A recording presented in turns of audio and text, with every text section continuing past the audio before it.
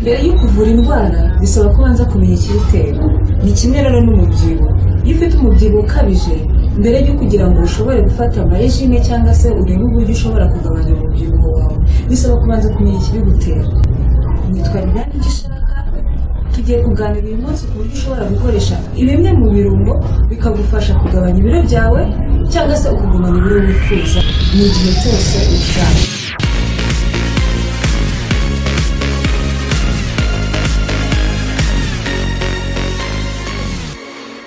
Umubyibuho rero muri rusange uterwa n'iki? Umubyibuho uterwa n'uko umuntu yafashe ibintu byinshi cyangwa se intungamubiri nyinshi ariko agasohora intungamubiri nkeya. Tuvuge nk'urugero, niba ufashe intungamubiri nyinshi zivanzemo cyane cyane isukari, kuko isukari igira uruhare runini mu gutera kubyibuha, noneho ntusohore za ntungamubiri ukoresheje imbaraga zawe cyangwa se ukoze imirimo y'amaboko cyangwa ukoresha siporo, icyo gihe bizatuma za ntungamubiri wariye cyangwa se za ntungamubiri winjije mu mubiri wawe hasohoka nkeya, noneho za zindi zasigayemo uko zigenda zisigara bigatuma noneho ushobora kugenda ubyibuha.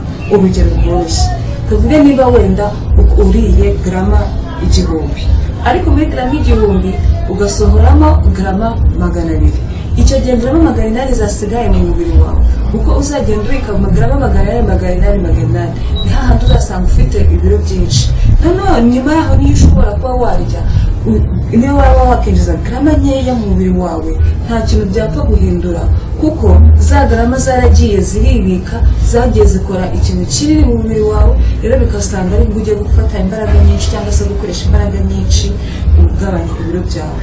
Rero twahisemo ibirungo umuntu ashobora gukoresha kugira ngo ufashe kugabanya za ntungamubiri ziri mu biryo, kugira ngo noneho ushobore kugabanya ibiro byawe mu gihe runaka, cyangwa se nimba wari ufite ibiro runaka udashaka ko bihinduka ariko noneho bikagufasha kugabanya ibiro byawe. Si byiza rero gupfa gukoresha ibyo ubonye byose kugira ngo ugabanye ibiro, kuko cyane cyane hari ibyo ushobora gukoresha bikaba byagutera ingaruka mbi ku mubiri wawe, cyane cyane nk'abantu bakoresha ibinini cyangwa se imiti yo kugabanya ibiro, ushobora kugira ingaruka mbi ku mubiri wawe cyangwa se ingaruka zo mu bwonko. Si byiza rero, icyiza ni uko wakoresha ibyo ukoresha kugira ngo ugabanye ibiro ari iby'umwimerere ndetse na siporo. Niyo mpamvu hano tuzajya tuganira ibyo bintu by'umwimerere ushobora gukoresha ugabanya ibiro byawe, ndetse na siporo zimwe na zimwe zishobora kugufasha kugabanya ibiro byawe, ndetse no kubaka bimwe mu bice by'umubiri wifuza cyangwa se ushaka kongera. Rero bimwe mu birungo tugiye kuganiraho ntabwo bifasha kugabanya ibiro gusa, kuko bigiye bifite izindi ngaruka nziza mu buzima bw'umuntu, kuko bifite ubushobozi bwo kuba byarinda kanseri, cyangwa se umuntu ufite ikibazo cya diyabete bikaba byamufasha kongera insuline mu mubiri, kandi nanone bikaba byagufasha cyane cyane nk'abantu barwara ibicurane, inkorora. Ibi birungo byagufasha kugira ngo ushobore gukiza izo ndwara, ndetse hari n'ibyo ushobora gukoresha ku mubiri wawe wagize nk'indwara z'uruhu, bikaba byagufasha gukira izo ndwara z'uruhu.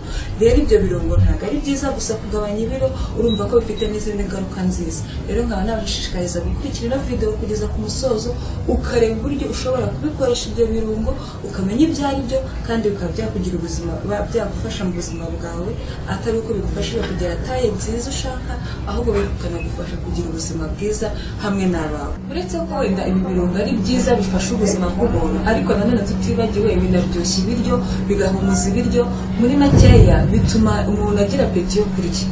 Ariko rero nanone ibi birungo ntabwo bitangiye gukoreshwa ubu ngubu, kuko byatangiye gukoreshwa mu 2800 mbere ya Yesu, aho rero wasangaga mu bimwe mu bihugu bakundaga kubikoresha mu minsi mikuru y'ibwami, ndetse aho bapfushije, bagize ibyago, cyangwa se mu buvuzi.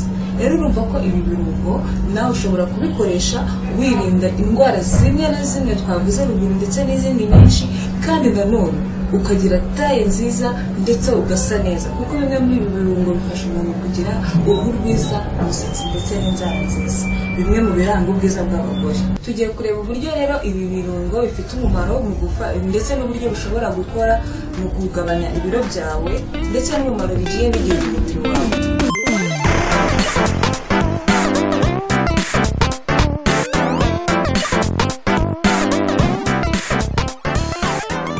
Ubu rero tugiye kureba uburyo ushobora gukoresha ibya birungo bikagufasha kugabanya ibiro. Duherere kuri tangawizi. Tangawizi gufasha mu kugabanya ibiro, kuko iyo umuntu ayiriye cyangwa se umuntu ayikoresheje ituma yumva ahaze, akamara igihe kinini atariye, cyangwa se yajya kurya akaba yarya ibiryo bikeya, kuko hari igihe umuntu ashobora kuvuga ngo ngiye ndya ibiryo bikeya, cyangwa se iyo ndiye kurya ndya utuntu dukeya, ariko akarya inshuro nyinshi, ugasanga uko isaha ishize usanga hari ibintu ari kurya, cyaba igituntu gitoya se cyangwa se biswi, ugasanga buri gihe aba ari kurya. Ibyo rero iyo umuntu yariye inshuro nyinshi ku munsi biba bingana n'umuntu wicara akarya ibiryo byinshi icyarimwe. Rero ibyo nabyo bitera umubyibuho. Rero tangawizi niyo iri gufasha iyo wayikoresheje wumva uhaze, ukamara umwanya munini uhaze, ukumva nta peti ufite yo kongera kurya ibindi biryo. Nanone ikindi, tangawizi ifite ubushobozi bwo kurinda ibyago biterwa na obesity. Nimba umuntu afite ikibazo cya obesity, hari ingaruka nyinshi agenda agira, rero tangawizi igenda igabanya ibyo byago. Rero tangawizi ifasha nanone umuntu afite inda ibyibushye. Nimba umuntu afite inda ibyibushye, tangawizi ukayikoresha igenda igabanya. Noneho wakora na za siporo bigakubitana nuko hari amajimu uriho rwose ukagira mu nda wifuza. Nanone tangawizi ifasha umuntu gushyira ku murongo umuvuduko w'amaraso, kugabanya isukari mu mubiri. Nanone rero umuntu ufite umuvuduko w'amaraso uri ku murongo, isukari mu mubiri nayo imeze neza, ibyo bituma umuntu agabanya ibiro. Urumva rero ko tangawizi kuyikoresha ufite ikibazo cy'umuvuduko w'amaraso byagufasha rero nawe. None rero turareba igitunguru na tungurusumu.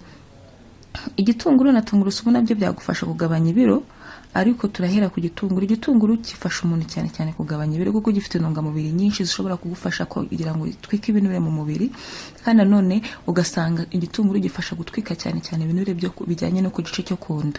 Umuntu ufite ibicece, ufite inda ibyibushye, rwose igitunguru cyagufasha kugabanya umubiri wawo, cyangwa se kugabanya ibinure byawo.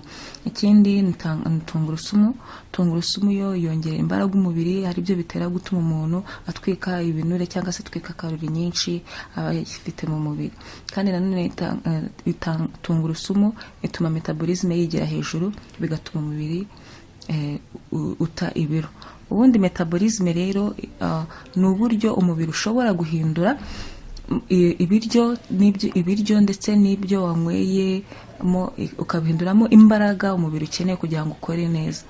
Ni ukuvuga ngo rero iyo umubiri ufite imbaraga zihagije wakuye mu biryo ndetse no mu byo wanyweye, nanone ntabwo ushobora kugira ibiro byinshi. Ariko rero bitewe n'uko ibiryo tugenda turya hari ibigenda bituma metabolisme itagira imbaraga ngo wongere gukora neza, ugasanga rero umuntu ashobora kuba yagira umubyibuho. Tungurusumu rero ifasha kuba yaregulariza cyangwa se yashyira ku murongo metabolisme. Ikindi, tungurusumu ituma umuntu yumva ahaze igihe kinini, bigatuma atagira apeti yo kumva ashaka kurya cyane. Ntabwo ndwanya kurya, ariko nanone ikintu gitera umuntu kubyibuha ni ibiryo, ni ibintu turya. Noneho ugasanga umuntu yariye ariko ntigeze akoresha ibyo yariye. Nimba wariye ibyo wariye ntubikoreshe, rwose amahirwe yo kubyibuha aba ari hejuru. Rero hari cinnamon nayo yagufasha kugabanya ibiro, nubwo wenda kenshi usanga tudakunze kuyikoresha cyane cyane hano mu Rwanda mu ngo zacu, ariko usanga benshi wayisanga mu maresitora akomeye cyangwa se mu mahoteli, ariko nawe wakiga kuyikoresha kuko ni nziza. Cinnamon nko ku bantu bafite ikibazo cya diabete nabo yabafasha. Cinnamon iha imbaraga insuline, ituma umuvuduko w'amaraso ugenda neza, nanone kandi ifasha metabolism. Ibi rero nibyo bintu iyo bitari ku murongo neza usasanga abantu benshi barwaye za diabete baba babyibushye.